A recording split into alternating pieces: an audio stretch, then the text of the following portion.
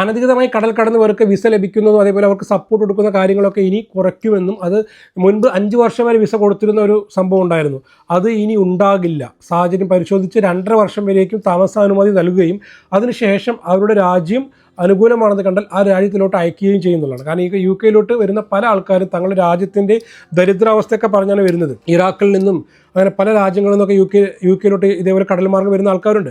അപ്പോൾ അവരൊക്കെ നമ്മുടെ രാജ്യത്തിൻ്റെ ദാരിദ്ര്യാവസ്ഥ പറയുമ്പോൾ ഗവൺമെൻറ് ഇവിടെ വിസ കൊടുത്ത് നിർത്തുകയാണ്. അപ്പോൾ ഗവൺമെൻറ് ഇനി പറയുന്നത് ഒരിക്കലും പഴയ നിയമം ഇനി നടപ്പിലാക്കില്ല. 2.5 വർഷത്തോളമൊക്കെ ഇവിടെ നിൽക്കാൻ അനുവാദം കൊടുത്ത ശേഷം പിന്നെ അവർ രാജ്യങ്ങൾ ഓക്കെയാണ് എന്ന് മനസ്സിലാക്കി കഴിഞ്ഞാൽ അങ്ങോട്ട് തിരിച്ചയക്കുന്നതായിരിക്കും എന്നും പറയുന്നുണ്ട്.